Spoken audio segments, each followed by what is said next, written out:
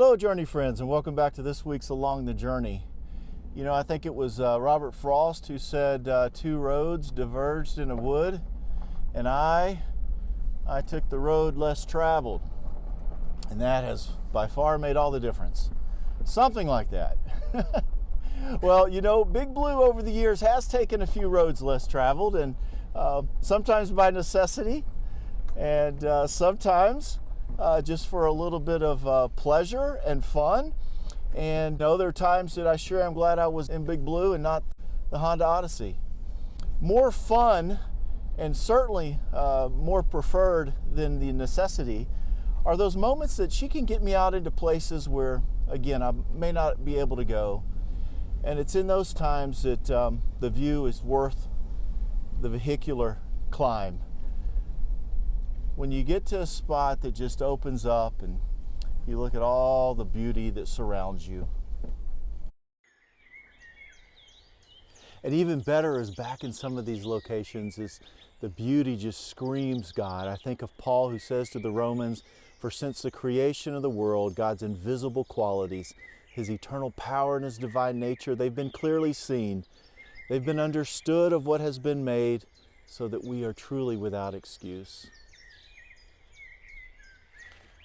That's right, Romans 1:20 just tells us, look around, listen, watch, understand that creation, the beauty of it, the complexity of it, it just screams out God as creator. That from the molecular structure of what we are to the outer spaces and the vastness of that to the beauty that we see around us. If these were all designed, there must be a designer. And all roads of design point back to God. And with that, the foundation for what we begin a new section in Journey. Most of us say it's some of our favorite material of the entire curriculum. It's section 5 of the Blue Year. There are going to be 7 units, and it's the section on Biblical Worldview. Really always fascinating conversation, but the Blue Year especially.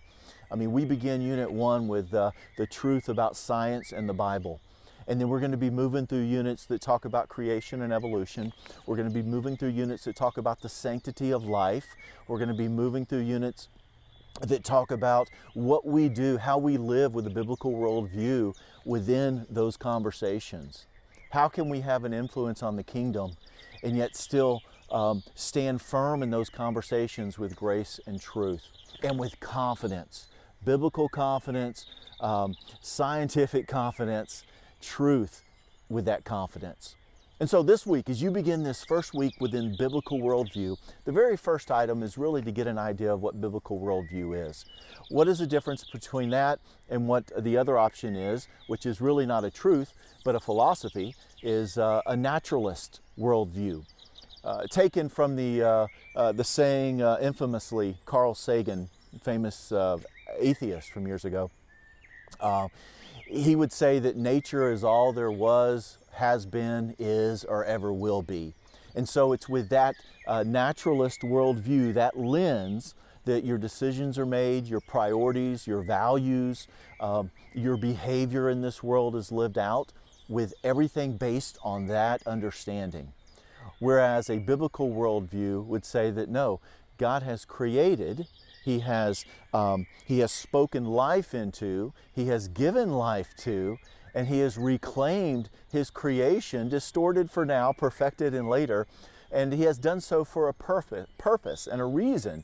And that Scripture and our understanding of all that is around us, the idea of absolute truth, speaks into how we then see the world, how we view it, what our lens is. So that's the first element this week, is make sure your group has a great understanding and sort of conversation about that. Secondly is going to be the conversation on science in the Bible. That the Christian faith is not incompatible with science. In fact, for 1700 years, academic institutions, great philosophers, the understanding was that theology was the queen of all sciences. And it was because it spoke an absolute truth. Well, these universities, veritas, une, one truth, are now multiversities because they speak that there can be multiple truths at the same time. The naturalist worldview. And so we want to look at how do we reclaim the idea that science does not contradict Scripture. And there's going to be some basic subject matter here. And like I said, next week we'll talk about creation and we'll move further down the line. But it's something that all of us should feel very confident about engaging conversation about.